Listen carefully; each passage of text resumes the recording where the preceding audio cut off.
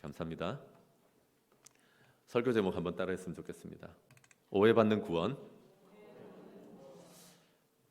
제가 초두에 뭔가 좀 인사를 하려고 했더니 아마 시간이 돼서 나간 것 같네요. 놀라실 수 있는데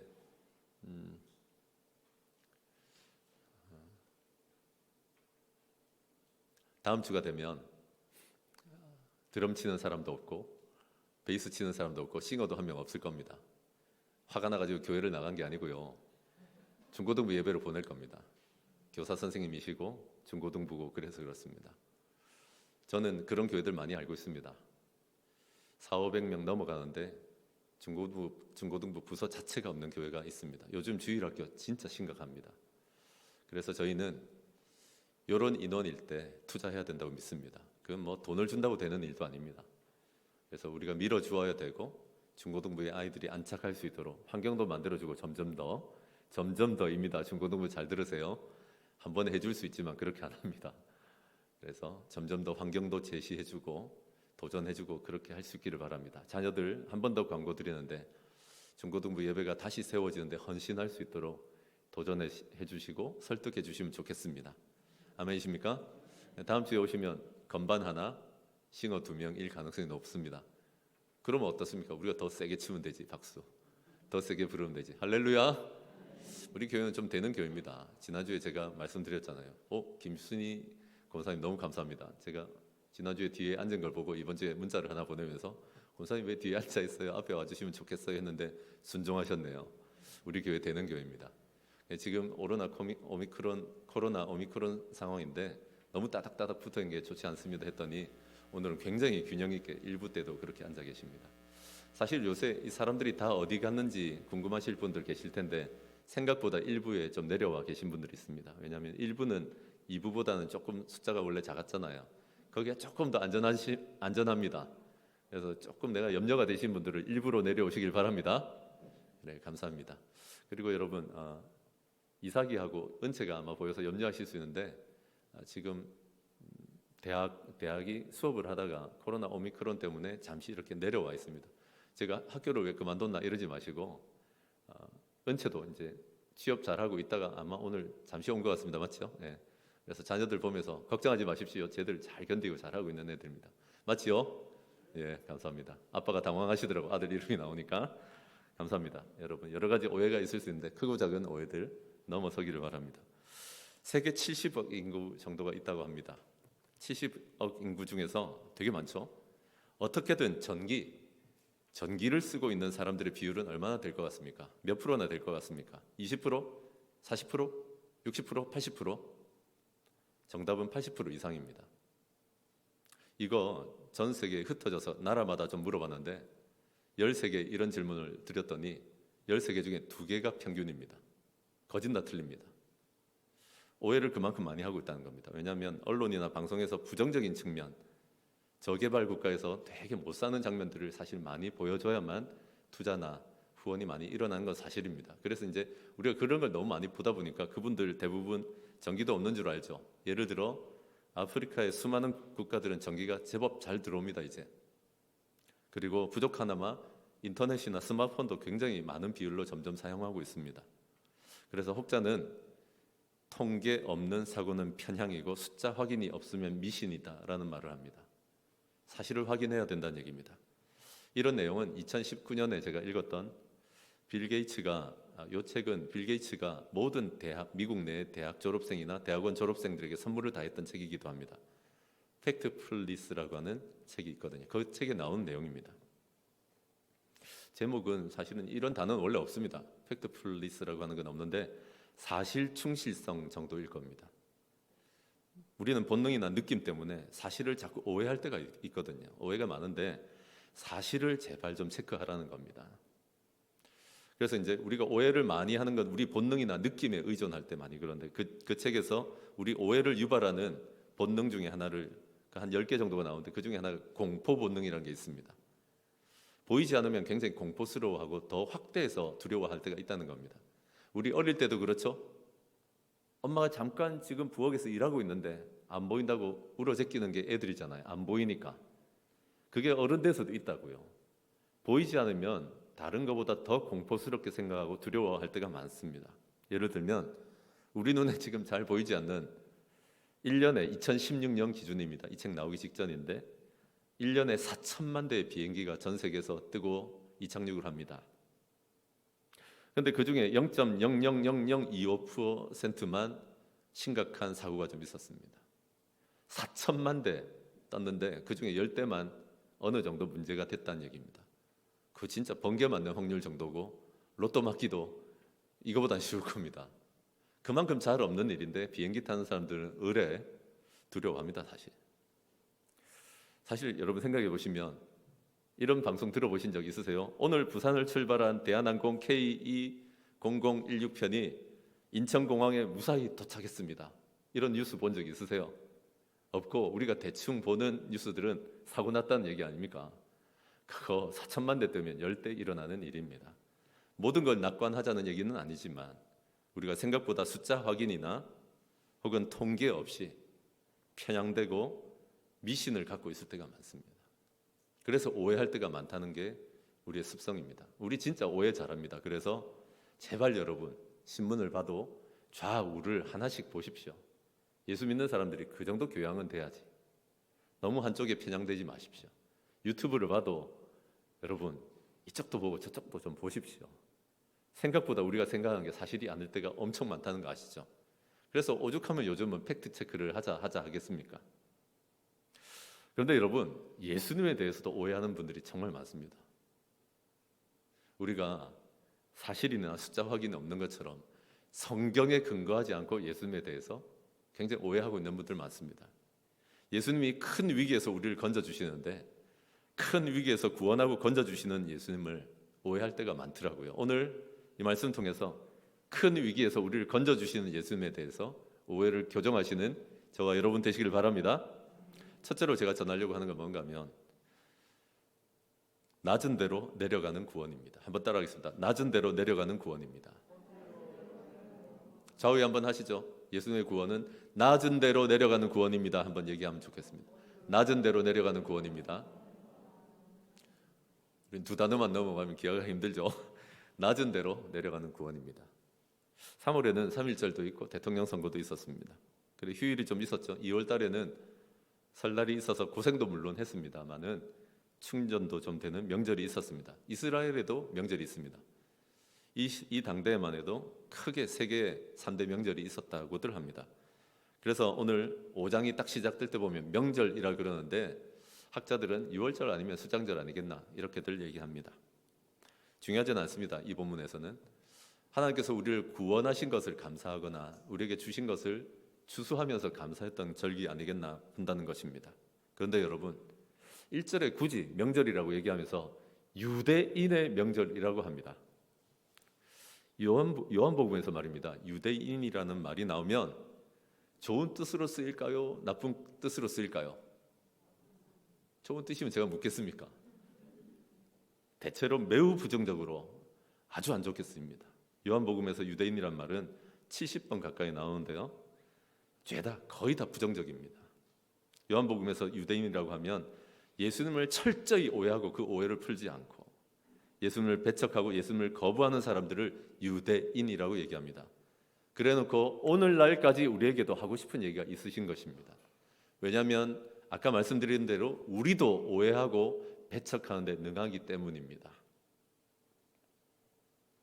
사실 2000년 전쯤에 교회가 처음 생겨났을 때 교회가 드디어 온 땅에 퍼지기 시작했을 때 당시 기독교를 박해하고 어렵게 하던 최대의 박해자들은 로마와 더불어서 이 유대인들 맞습니다. 구약을 알고 하나님을 안다 그랬으면서 예수님에 대해서 박해하고 예수 믿는 사람들을 박해하고 핍박했던 사람들입니다. 그래서 우리 성경의 사도행전을 보시면 알겠지만 기독교인들과 마찰하면서 로마에서 쫓겨나게 만들었고 사도 바울이 선교할 때 주로 방해했던 방해꾼들이 이 사람들이었다는 것도 아마 기억하실 것입니다. 여러분 예수님을 오해하고 배척하던 유대인들도 그런데 하나님께서 지정했던 이 명절은 지키고 있었다는 얘기입니다. 유대인들의 명절. 예수님 말고 다른 근사한 구원자를 기다리고 있었습니다. 넌 아니야 라고 하고 있었습니다. 그런데 참 이상합니다. 여러분 사실 예수님은 이 명절의 주인공이거든요. 희한하죠. 우리로 치자면 생일 아닙니까? 생일이라 칩시다. 생일 되면 케이크도 좀 얻어먹고 선물도 받고 이래야 되는데 그게 유월절이든 수장절이든 주인공은 예수님 맞거든요. 예수님은 대접 하나 못 받고 그저 유월절 지키는 사람들과 함께 남쪽 예루살렘으로 내려가십니다. 물론 뭐 올라간다는 표현을 쓸 수도 있지만 지리적으로 내려가고 있습니다. 며칠이나 걸어서 내려갑니다. 왜냐고요? 거기 구해줄 사람들이 있기 때문이고 하나님이 보내시기 때문입니다. 뭐 별 문제 없는 것 같습니다. 우리는 섭섭하잖아요. 생일 몰라주고 카톡도 하나 안 오고 이러면 섭섭하잖아요. 예수님은 그런 거 상관없이 주인공이신데도 내가 사실은 주인공이야 이래도 되는데 그냥 내려가십니다. 드디어 도착했습니다. 며칠을 걸어서 이제 성지 순례를 가보시면 오늘날에도 이스라엘에 딱 도착해서 예루살렘 가보시면 제일 먼저 눈에 띄는 게 예루살렘 성벽일 겁니다. 예루살렘이라고 하는 도시를 성벽으로 지금 쌓아두었거든요. 이 성벽은 오스만 트루크라고 하는 사람들이 16세기 이후에 20세기까지 짓고 재건하고 하던 그런 성벽입니다. 누렇습니다. 그걸로 둘러싸여져 있는데 성벽이 있으면 뭐가 있어야 됩니까? 모르겠습니까? 문이 있어야지. 그래서 이제 성벽에 문이 있습니다.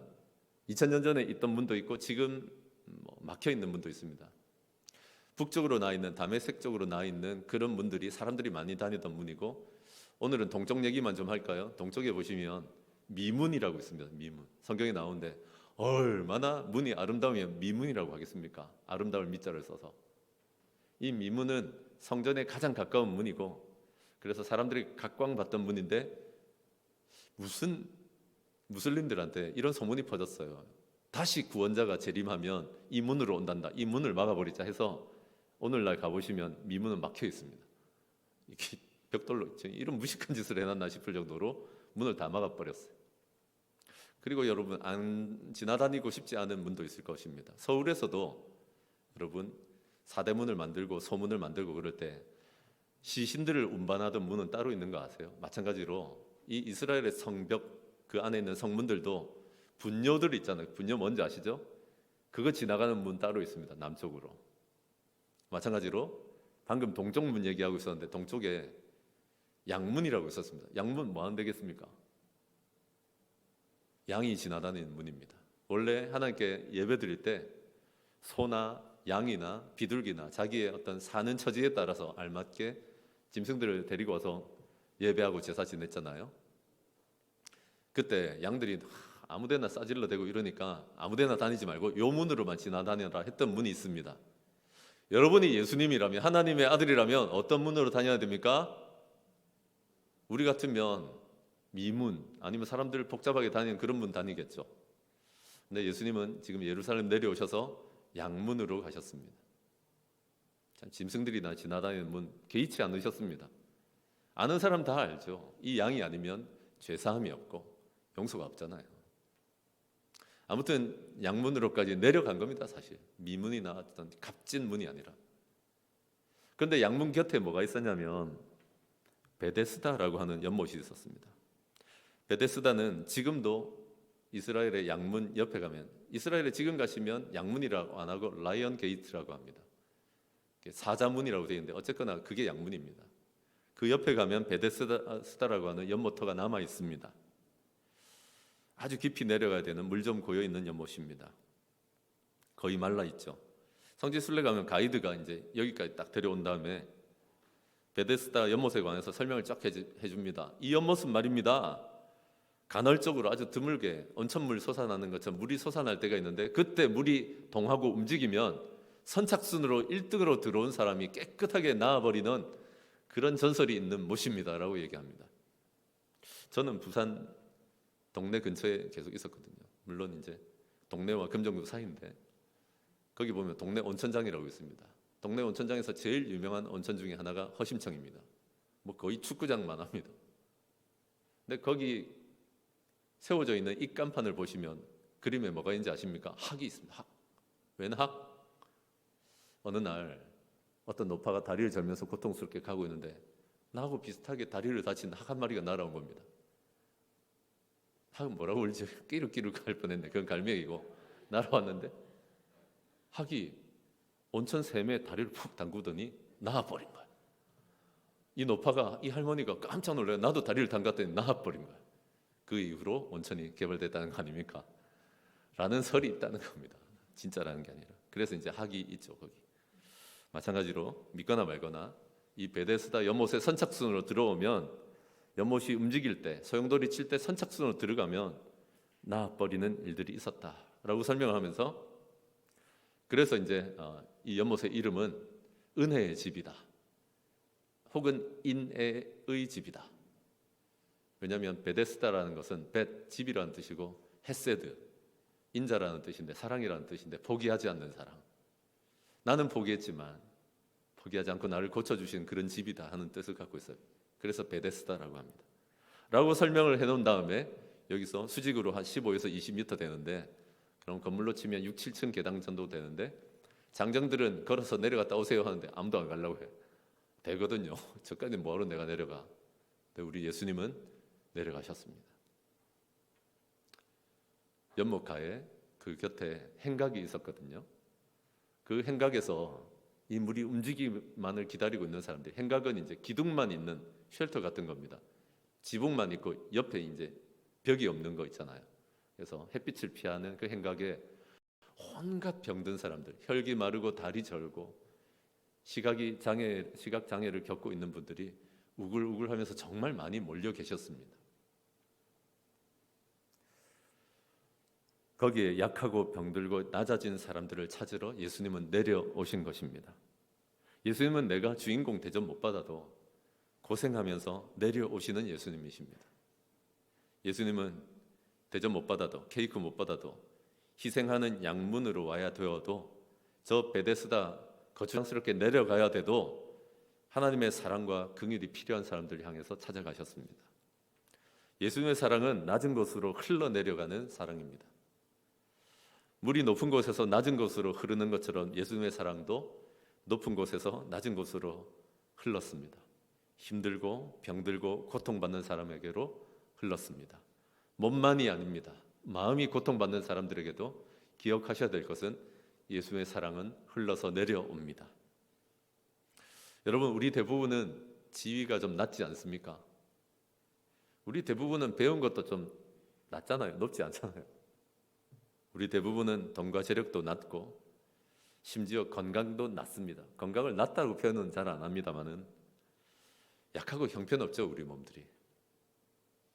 하지만 예수님은 보십시오. 부지런히 걸어서 대접받지 못해도 양문을 지나서 저 아래 베데스다 같은 곳에 살아가고 있는 우리를 향해서 기꺼이 찾아와 주십니다.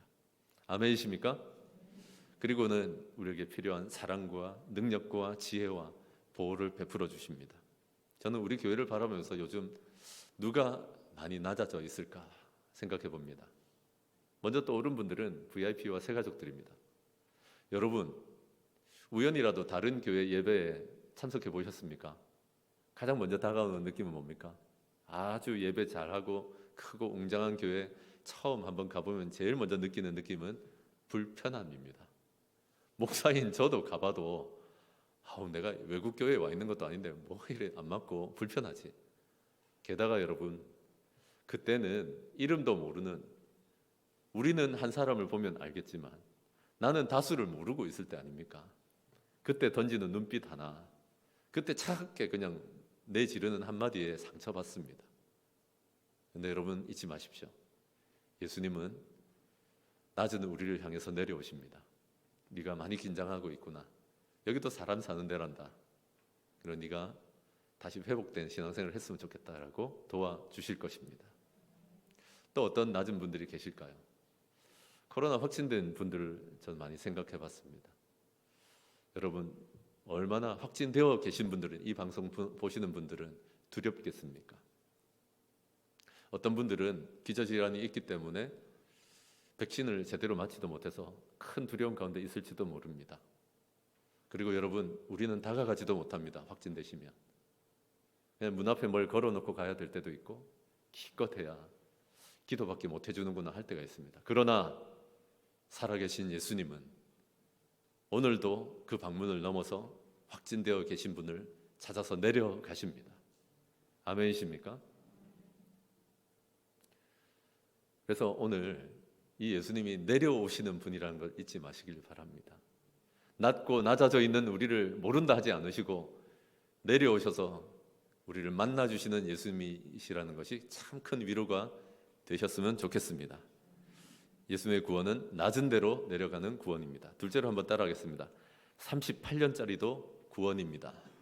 한번 따라하겠습니다. 38년짜리도 구원입니다. 좌우에 한번 하실까요? 38년짜리도 구원입니다. 네, 38년 동안 아팠던 사람도 구원하시는 예수님이십니다. 이렇게 길게도 되지만 38년짜리도 구원입니다. 제 좋은 친구는 경기도 양주에서 한 건강하고 걸출한 교회에서 17년 동안 어린이 부서만 사역했습니다. 그러더니 뭐든지 17년 파면 대단한 것 나옵니다. 전국에서, 아니 전 세계에서 아주 유명한 사역자가 되어 있습니다. 자랑스럽습니다. 내가 아니라 내 친구 말입니다. 네, 우스갯소리로 원로 부목사라고 우리가 많이 놀렸습니다. 근데 이번에 우리 교회가 속한 시찰회의에 갔거든요. 가서 이제 새로 부임한 담임들 인사합니다. 근데 저 말고도 부임한 담임 목사가 한 명이 더 있더라고요. 근데 이분이 17년 동안 한 교회에서 사역을 했더만요. 근데 선배님들이 뭐라고 하는가 하면 아이고 원로 부목사 오셨네라고 하더라고요. 원로란 어떤 한 분야에서 한 20년 이상 공로도 있고 그 분야의 달인이라고 할 수 있는 분들 아니겠습니까? 우리 교회도 여러분 이런 부교육자가 왔으면 좋겠습니다. 마음 놓고 오래오래 신앙생활 같이 하는 부교육자가 왔으면 좋겠습니다. 그 사람도 사역의 성공을 맛보고 말입니다. 아멘을 안 하니까 안 오지. 여러분, 아이들에게 가장 잔인한 건 1, 2년 있다가 가버리는 부교육자들입니다. 저는 여기 계시지만 우리 중고등부 설교를 담당하게 될 설교 교사분이 탁월한 분인데 그 탁월함이 중요한 게 아니라 저하고 약속을 했습니다. 시작하면 내 학원 무조건 5년 이상 가는 겁니다. 5년 이상, 15년 미만. 아멘이십니까? 그래서 그래야지. 그래야 자녀들이 자라나죠. 그런데 여러분, 좋은 상황은 20년 넘게 하면 원로가 되고 달인이 되고 이러겠지만 나쁜 상황을 20년 넘게 겪으면 원로나 달인이 아니라 철저히 망가져 버리기 쉽습니다. 건장한 사람도 잘 보셨습니까? 몇 달 동안 병원 침대에 누워 지내면 꼼짝 못하고 누워 지내면 못 일어서는 거 보셨어요? 다리에 근육 다 빠져서 못 일어섭니다. 나이 드신 분만 그런 게 아니라 젊은 사람도 못 일어섭니다. 등판에 더울 때는 욕창 생기고 고생 많이 합니다. 마음도 멍이 듭니다. 그런데 여기 한 병든 친구가 있는데 중병이 걸려서 원인은 모르지만 38년 동안 일어날 수조차 없는 중병으로 누워 지냈습니다. 38년, 여러분 우리는 38주도 못 견딥니다. 진짜 38년입니다. 38년은 어떤 것입니까? 남들 재밌게 놀고 학교 재밌게 다닐 때 아파서 누워서만 있었던 것입니다. 38년은 어떤 길이입니까? 남들 직장 못 들어가서 고민하고 면접 보러 다니고 그러다가 합격했다고 막 한턱 쏘고 이럴 때 아파서 그냥 누워있는 기간입니다. 38년 어떤 기간입니까? 남들 결혼 못하고 퇴짜 맞고 힘들어하다가 극적으로 결혼할 때 나는 아파서 누워있는 기간입니다. 남들 집장만 하고 애들 낳고 고생하고 기뻐할 때 나는 누워있는 기간이, 이 모든 것을 다 합치는 기간이 38년입니다. 물론 하나 장만한 건 있습니다. 이 사람도 자리, 그게 돗자리인지 대자리인지 뭔지 모르겠는데 자리 하나는 마련해서 누워 있습니다. 그런데도 여러분, 아마 내 가장 빛나던 생애 모두는 다 지나가 버렸을 것이고 이제 죽음에 한층 더 가까웠다는 건 알 수 있을 것이거든요. 그런데도 이 사람은 꺾이지 않는 것 같아요. 대단하다. 제가 묵상해보면서 놀랍다 이런 생각이 듭니다. 늘 나의 능력과 나의 노력으로 바뀔 수 있다는 생각이 변하지 않습니다. 내가 조금만 더 노력하고 내가 조금만 더 빨리 들어가면, 저 못이 움직일 때 들어가면 내가 나을 수 있다고 믿고 있습니다. 이 사람은. 내가 빨리 가려고 해도 무좀인 주제에, 두통인 주제에 다른 사람들이 빨리 들어가 버려서 문제입니다. 여러분 그거 아십니까? 내 자식의 무좀과 내 자식의 두통이 남의 38년 중병보다 중할 때가 많습니다. 우리는 솔직히 그렇잖아요. 보통 이쯤 되면 38년쯤 되면 희망의 유통기한이 끝나는 거 아세요? 희망도 유효기한이 있는 것처럼 보일 때가 많습니다. 한 10년 지나면 말입니다. 내가 낫겠나 이런 생각이 왜 안 들겠습니까? 근데 이 사람은 즐깁니다. 그거 버리지 않고 있습니다. 그런데 갑자기 예수님이 오늘 내려오셔서 이 사람을 만나줬습니다. 행각에 수많은 병자들이 있었는데 이유는 모르겠고 이 사람을 예수님이 만나주셨습니다. 예수님이 또 바라보시더니 그 사람의 상황을 분명히 아시고는 예수님이 한마디 하셨습니다. 뭐라고 했습니까? 저를 보지 말고 그럴 때 성경을 봐야지. 뭐라고 했습니까? 네가 낫고자 하냐? 너 낫고 싶으냐라고 물어봤습니다. 진짜 저걸 말이라고 하나 싶죠. 그런데 이게 누워서 화를 낼까 하다가 그래도 떡이라도 하나 얻자, 아니면 하소연이라도 한번 해보자, 그런 마음으로 뭐라고 대답합니까? 주여, 물이 움직일 때 나를 넣어주는 사람이 없어가지고 내가 조금만 더 노력하고 조금만 더 기회가 닿으면 내가 나을 것 같은데 하여튼 저것들이 먼저 들어가서 내가 안 낫는다라고 합니다. 내 방법이나 내 능력에 문제가 없고 조금 모자랄 뿐이고 저놈들 때문에 안 된다라고 남 탓하고 있습니다. 여러분, 오늘날 교회 안에서도 정말 섬기기 어렵고 바꾸기 어려운 분들이 이런 부류의 사람들인 거 아세요?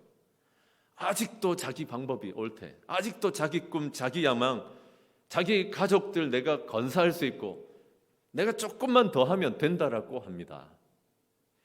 아니잖아요. 38년 해봤으면 아닌 줄 알아야 되잖아요. 오히려 예수님, 저는 꽝입니다, 저 진짜 제 인생 엉망입니다 라고, 나는 이제 아무것도 할 수 없습니다 라고 예수님의 방법대로 이제는 저를 좀 인도해 주십시오, 이러면 예수님이 더 빨리 날개를 달았을 것입니다. 그런데 이거 진짜 황소고집이 있거든요. 내 방식, 내 스타일, 내 능력 조금 부족할 뿐이다, 이런 분들 계십니다. 정신 못 차리고 있는 38년짜리 병자에게 예수님이 야단치지는 않으시고, 그럼 이제 일어나서 네 자리 들고 일어나라라고 합니다. 뭐가 이래 쉬워요? 단도직입적으로 너 낫고 싶으냐라고 물으시더니 주섬주섬 대도 안 한 동문서답을 했더니, 그럼 너 이제 일어나서 자리 들고 걸어가라라고 얘기합니다. 그랬더니 여러분, 갑자기 다리에 힘이 훅 들어오면서, 여러분 38년 동안 누워있으면 절대로 한 번에 못 일어납니다. 주님의 역사가 아니고는 이건 절대로 못 일어나고 걸어갈 수 없습니다. 바로 일어나서 돗자리를 들고 걸어가 버립니다. 자리 왜 들고 가라고 합니까? 다른 데서는 침상도 들고 가라고 합니다. 침대를 들고 가라고 하십니다. 왜 들고 가라고 합니까? 치유도 하시지만 저 사람 불결하다고 생각하고 다가가지 않거든요. 사람들이 너는 이제 불결하지 않다는 겁니다. 구약에 보면 그런 사람들이 누웠던 자리조차 더럽고 접촉하면 안 된다라고 되어 있지만, 너는 지금 나음을 입었을 뿐만 아니라 깨끗함을 받아서 완전히 새로운 인생, 완전히 새로운 인간관계를 시작할 수 있다는 신호탄을 쏘시는 것입니다. 아멘이십니까? 우리 주님께서는 이렇게 고치시고 깨끗함을 주십니다. 고치시고 새로운 인생을 즉시로 놀랍도록 주실 수 있는 분이 바로 예수님이십니다. 네가 38년짜리인지는 중요하지 않습니다.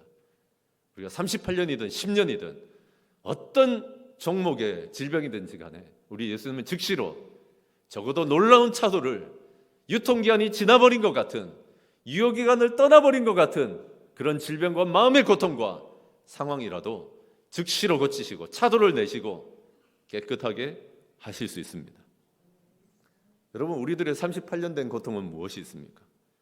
우리에게 38년 묵은 오랜 문제는 무엇이 있습니까? 아직도 내 방법, 내 능력 될 거라고 생각하고 계십니까? 약간 부족하다고요? 아닙니다. 예수님은 우리를 고치십니다. 예수님은 우리를 깨끗하게도 하십니다. 새로운 출발을 주실 줄로 믿습니다. 개성구라고 있었습니다. 아마 잘 들으셨던 분들은 기억나는 분 계실 텐데, 개성구 목자입니다. 본명은 개성구가 아닙니다. 워낙 개 같은 성질을 갖고 있던 사람이고 불독이라고도 불리고 직장에서도 갈지마오였습니다. 건드리면 난리 나는 그런 사람. 근데 그런 사람을 목장에서 기도 많이 하고 결국 목장 한번 오게 만들었습니다. 근데 여러분 그거 아세요? 우리는 뭐 밥을 주로 생각하고 목장 모임의 분위기가 좋아서라고 생각하는데 의외로 우리는 모릅니다. 주님의 방법은 어디서 역사하시는지. 이분이 딱 왔는데 무한하기 싫이 정성구 사랑합니다 11글자. 이 당황스러운 11글자에 무너졌어. 최초에. 그리고는 실눈을 감고 이렇게 보는데 우리 아내가 나를 위해서 그렇게 간절히 기도하더래. 그보다 더 충격은 뭐였냐면 우리 아이들이 목장을 뛰어다니면서 이렇게 행복해하는 모습을 본 적이 없다는 거예요. 그러면서 내가 노래방에 술집에 그리고 내가 가지 말았어야 될 그런 유흥의 현장에 있을 게 아니라 나도 이런 행복을 좀 누려봐야 되지 않겠나 했는데 솔직히 술이 안 끊어지더래. 마셨다 하면 개성구 이분은 7병을 마셨거든. 많이 마시죠. 근데 여러분, 하나님께서 즉시로 치유할 수 있습니다. 일주일에 2번 무슨 일이 일어나냐면 딱 반잔 마셨는데 사람이 쓰러져 버렸어. 다 토해내버리고. 할렐루야. 지금 아멘 하는 분들은 본인이거나 남편, 아내가 술 문제 있죠. 근데 이 믿음 가지고 기도하십시오. 저는 많이 봤어요. 소주에서 썩은 냄새가 나게 하실 수 있습니다. 물론 이런 마음이라야 됩니다. 정죄하는 게 아니라 나 하나님 위해서 한번 살고 싶은데 술은 떠날 수가 없어. 자신이 없어. 근데 한번 이렇게 기도해 보세요. 하나님, 나도 저런 역사가 좀 있게 해주세요. 아멘 좀 해보세요. 그러니까 아무 역사가 없지. 나 이 술까지 빼앗기면 내가 무슨 낙으로 사는가 싶죠. 두고 보세요. 개성구 같은 사람이 됩니다. 이 개성구가 정성구 목자가 나중에 97명의 사람들을 수첩에다 적고 다니면서 23명을 구원했습니다. 이 한 사람 때문에 가정이 회복되고 인생 바뀌었다고 형님 하는 사람들이 얼마나 지금도 많은지 모릅니다. 제가 천안 아산에 이렇게 연수 갔을 때 제가 그 초원에 같이 가서 만났던 분이거든요. 우리 교회도 2019년에 부흥회하러 왔죠. 내가 왜 한 번 더 얘기하겠습니까? 그 부흥회 안 왔던 분들 계시죠. 꼭 그런 자리에 있어야 될 분들 안 오시잖아. 개성구처럼 살고 계신 분들. 하나님께서 억지가 아니라 이런 인생이 있었구나, 이런 인생이 있었구나 하는 변화를 한번 주시면 좋겠습니다. 즉시로 나음을 얻을 뿐만 아니라 깨끗함을 주시고 완전 다른 인생을 한번 살게 해주시는 것입니다. 수준이 다르고 질이 다릅니다. 이때까지 놀았던 거하고는. 아멘이십니까? 아까보다 아멘이 훨씬 커졌네요. 하나님 역사하실 것입니다. 그래서 여러분, 이번 주에는 꼭 이런 은혜를 좀 기대해 보십시오. 오랜 고통을 지나다 보면 여러분 진짜 희망과 소망의 유통기한이 지나버린 분들 계시죠? 우리 부부에게는 더 이상 아무 일도 없을 것이다. 우리 아내, 우리 남편은 이제 됐고 난 VIP나 섬길란다. 이 질병은 더 이상 안 될 것 같다. 여러분, 정말 우리가 고통받고 있던 질병과 중독과 문제가 소리를 지르며 떠나가기를 저는 소원하고 분명한 차도를 다시 보이기 시작하는 한 주가 되었으면 좋겠습니다. 될 때까지 기도해 봅시다. 그리고 여러분, 그 주님의 능력을 간증하고 찬송할 수 있기를 바랍니다. 굉장히 빨리 다시 낫기 시작하고 깨끗한 몸과 마음으로 새로운 관계가 되시는 저와 여러분 되시길 바랍니다. 여러분, 마지막으로 실망도 각오하는 구원입니다. 우리가 자주 오해하는데 예수님의 구원을 실망도 하나도 없을 거라고 생각하는데 한번 따라합시다. 실망도 각오하는 구원입니다. 좌우에 한번 하실까요? 실망도 각오합시다. 네, 감사합니다. 38년 된 병자가 말입니다. 오늘 본문이 길어서 제가 자주 읽지는 않습니다. 다 성경대로 하고 있는 거 아시죠? 말씀. 38년 된 병자가 예수님의 말씀만으로 나아버렸습니다. 그리고 그 자리를 들고 가고 있습니다. 걸어가고 있습니다. 와, 진짜 충격 아닙니까? 우리가 이 사람을 만나면 무슨 말을 제일 먼저 해줄 것 같습니까? 이 병자의 가족이거나 친구라면 아마 저라면 말입니다. 뛸 것 같습니다. 너무 좋아가지고 말도 안 나오고, 여러분, 내 가족이 몇십 년을 진짜 누워있다가 일어났는데 난 말문이 막힐 것 같아. 뭐라고 하겠습니까? 네가 이제 안식을 누리는구나. 고급스럽게 뭐 같이 얼싸안고 말도 안 되는 소리를 하면서 같이 울 것 같아. 그냥 가족이 아니라 그냥 병자를 잘 모르는 사람이란 뭐라고 할 것 같습니까? 어디서 고쳤어요? 그 약 어디서 받았어요? 우리 대부분 이런 거 물어보잖아요. 제발 우리도 소개해달라고. 우리도 보면 친지 중에, 가족들 중에 치명적인 질병 앓고 있는 분 계시잖아요. 누가 명의라더라, 누구 좀 만나게 해주세요라고 왜 얘기하지 않겠습니까? 비밀로 할 테니 나만 좀 가르쳐달라고 하겠죠. 이게 상식 아닙니까? 근데 여러분 성경을 보시면 10절을 보시면 제일 처음에 38년 만에 낳은 병자가 길 가다가 처음 만난 사람들이 하필이면 누구다? 유대인들입니다. 아까 유대인 느낌 얘기 말씀드렸죠? 이 유대인들 만났는데 유대인들 뭐라고 하는가 하면 너 왜 안식일인데 일하고 있느냐라고 비난합니다. 이것들은 사람이 아니야. 얼싸안고 같이 웃고 울어주지는 못해도 아니 축하해 주는 듯 하면서 그냥 그 다음에 어디서 나왔어요? 물어보지는 않더라도 이건 사람 아니에요. 사실 너 왜 안식일에 일하고 있느냐고 돗자리 들고 간다, 자리 들고 간다고 그러고 있는 겁니다. 물론 그 사람들은 굉장히 엄격합니다. 안식일에 대한 규정이 무슨 복음서 하나만큼 있습니다. 이 사람들 그거대로 안 해주니까 화가 났겠죠. 우리는 안식일에 누구 안 고친다, 우린 노동 안 한다 뭐 이러고 있겠죠. 그래도 그렇지 진짜 저는 말씀 보다 까무러치는 줄 알았어요. 38년 동안 누워있던 사람이 나왔는데 고작 한다는 게 이딴 소리고 얼마나 실망스럽습니까? 근데 여러분 진짜 실망스러운 건 누군지 압니까? 이 38년짜리 병자입니다. 우리는 본능적으로 뭐라고 생각하는가 하면 38년 동안 아팠던 분들을 불쌍하게 여깁니다. 본능적으로 38년 된 병자들은 예수님을 간절히 만날 것이고 예수님이 고쳐주시면 엄청난 반응을 하고 다 사마리아 여인처럼 복음 전하고 막 다른 사람 섬길 줄 압니다. 천만에 만만의 콩떡입니다. 더 실망스러운 건 38년 묵은 이 병자인데요. 진짜 해도 너무하고 실망스럽습니다. 잘 생각해 보십시오. 너 왜 자리 들고 가? 라고 하면 뭐라고 해야 정상입니까? 아우 죄송합니다 하고 말아야지.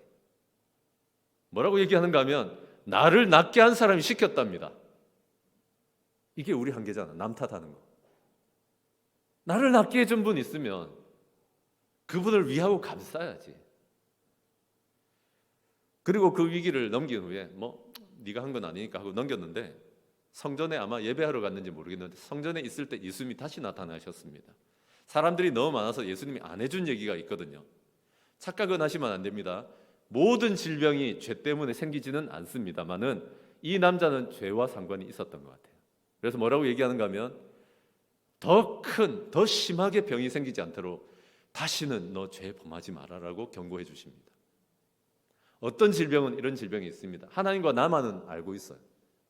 그래서 이 남자에게 다시는 더 심한 것이 생기지 않도록 죄를 범하지 말아라라고 해줍니다.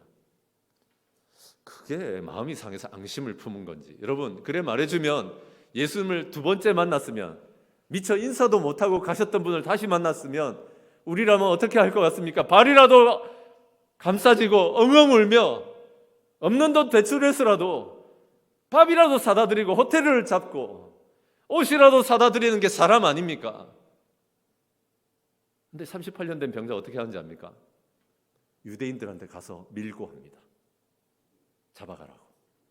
그 사람이 예수였다라고 말합니다.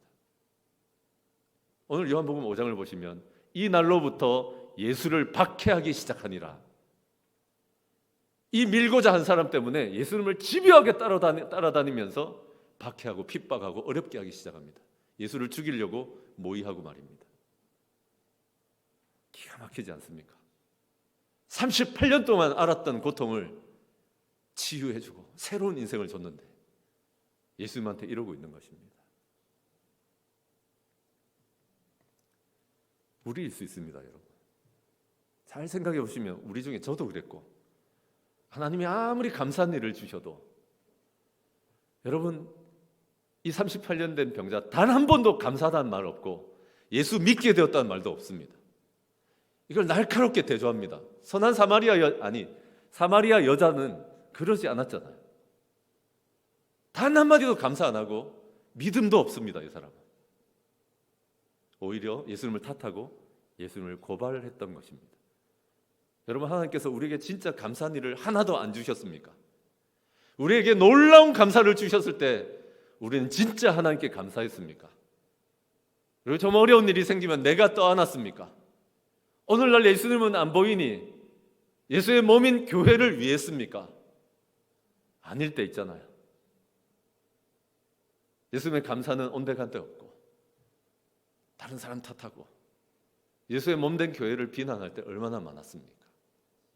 오늘 말씀은 그런 얘기입니다. 되게 죄송해요. 요새 38년 된 병자라는 곡이 굉장히 이거 녹음되죠? 말하지 않겠어요. 묵상을 안 했더만. 그래서 여러분, 제가 이제 불편하게 삽시다, 성교하며 삽시다라고 하는 좋은 책이 있는데, 전주 안디옥 교회라고 아십니까? 우리나라 선교 역사에 큰 획을 그은 그런 교회입니다. 거기 지금 원로 되신 이동희 목사님의 글입니다. 거기서 제가 섭섭함에 대한 글을 좀 읽었습니다. 이 목사님이 전주 안디옥 교회 담임되기 전에 면 소재지에 있는 한 시골 교회에 부임했습니다. 부임하고는 며칠 되지 않았습니다. 그런데 갑자기 덩치 좋은 청년들이 왕 몰려오더니 목사님 옆에 떡 앉더니 목사님을 나가라는 겁니다. 이거 무슨 장로님도 아니고 권사님들도 아니고 목사님 보고 나가라는 겁니다. 이유인즉슨 교회가 둘로 갈라졌으니 정통파와 개혁파로 나뉘어서 싸우고 있는데 당신이 개혁파에서 온 사람이니까 나가라는 겁니다. 기가 찰 거 아닙니까? 맞습니다. 개혁파에서 온 건 맞습니다. 그런데 나는 뭐 정치적인 관심도 없고 이 교회 살리려고 온 건데 나가라는 겁니다. 다짜고짜 힘으로. 그래서 얼마나 모멸을 당했는지 물러나가지고는 못된 생각이 들더래요. 가끔 이렇게 좀 험한 말 하는 부흥사분들이 이런 얘기 많이 하죠. 주의 종들에게 목사에게 잘못하면 저주받는다. 이게 진실이라는 얘기 아닙니다. 그런 무서운 생각이 무럭무럭 솟아올라오더랍니다. 그래서 이것들 그냥 자동차 사고나 혹독한 저주를 받고 그냥 어떻게 덮어버려라. 그런 무서운 생각이 무럭무럭 자라올라오면서 이대로 기도해 버릴까 이러다가 하나님께서 정신 차리게 하셨습니다. 왜냐하면 이 교회 부임하기 전에 긴 기도의 훈련이 되어 있고 긴 기도의 시간을 갖는 법을 훈련해왔기 때문입니다. 그래서 억울함을 가지고 욕 좀 실컷 해보려고 하나님 앞에 실컷 이렇게 욕을 하고 나니까 하나님께서 이 사람 성향대로 응답을 주시더랍니다. 하나님 뭐라고 했는지 아십니까? 동희야, 네가 나를 섭섭하게 했으니 너도 섭섭한 일 당하는 것이 마땅하지 않느냐. 다시, 동희야, 네가 나를 섭섭하게 했으니 너도 섭섭한 일을 당하는 것이 마땅하지 않느냐. 우리는 여러분 사람들하고만 자꾸 계산합니다.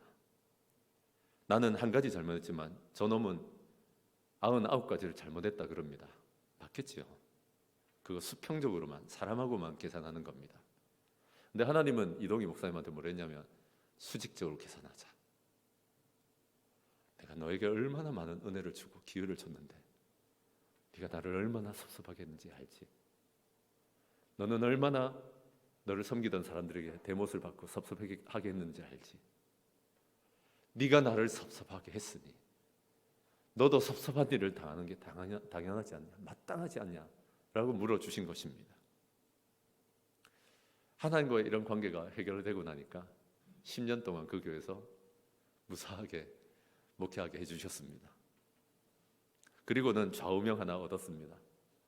목회하고 목자 목녀님들 목양하다 보면 섭섭한 일 왜 없겠습니까? 부모인 여러분들 자식놈 기르다 보면 섭섭한 일 왜 없겠습니까? 여러분들 교회 봉사를 하고 교회를 섬기다 보면 섭섭하고 속이 상한 일이 왜 없겠습니까? 그런데 여러분, 우리에게 주시는 좌우명입니다. 너도 나를 섭섭게 했으니 마땅하지 않겠느냐? 너도 당해보는 것이. 하나님은 우리를 이렇게 연단하십니다. 여러분, 우리에게 누군가가 섭섭하게 하고 섭섭한 일을 당할 때는 마땅하지 않느냐? 내가 주님을 섭섭하게 했으니 라고 하십시오. 그러나 만일 우리가 38년 된 병자 같은 인생이라면 한 번쯤은 이제 철이 들어서 하나님께 감사하고 조금 불편한 일이 있어도 내가 오히려 덮어쓰고 예수님의 몸인 교회를 위하시길 바랍니다. 제가 초두에 인사했던 그 권사님 참 어려움을 겪으면서도 교회 위하려고 하는 마음 감사하다고 했잖아요. 예수의 몸된 교회를 위하시고 내가 조금 어려움이 있어도 내가 감사 안으시고 하나님께 감사하고 믿음 더하시는 저와 여러분 되시길 바랍니다. 말씀 정리하겠습니다. 오해 많이 했지요, 예수님의 구원에 대해서. 요즘 나 같은 사람한테 뭐 내려오시겠나? 반드시 내려오십니다. 확진되고 가난해져 버리고 부부관계도 원만치 않고 뭐 하나 풀리지 않는 것 같은 내 인생, 나에게 내려오십니다. 반드시 내려오십니다. 우리 예수님의 사랑은 반드시 낮고 낮은 곳으로 향하게 돼 있습니다. 둘째는 뭡니까? 아무리 38년 묵어서 유통기한 지난 것 같아도 우리 예수님은 즉시로 반드시 차도 있게 해결할 수 있습니다. 희망을 절망으로 바꾸지 마십시오. 우리 방법 고집하지 마십시오. 기도해 주는 사람이 있는 한, 우리가 기도하는 한 하나님께서 놀라운 일들을 행하실 것입니다. 마지막으로 예수님의 구원은 실망도 각오하고 실망도 뛰어넘는 구원입니다. 섭섭함도 각오하고 섭섭함도 뛰어넘으시는 저와 여러분 되시길 바랍니다. 몸이 망가져서 뒤에서 일으켜 세워주시는 예수님이 필요한 분들도 계실 것입니다. 섭섭함과 실망으로 무너져 계신 분들, 오늘 예수님께서 일으켜 주시기를 저는 소망합니다. 주님의 치유의 방식은 우리 생각과 아주 다를 수 있습니다. 찬송 한 절을 전심으로 불러보십시오. 아버지 하나님께서 놀라운 일을 시작하실 것입니다. 기대하시면서 먼저 1분 동안 오늘 우리에게 주신 말씀 중 붙들 거, 결단할 거 하나 결심하시길 바랍니다.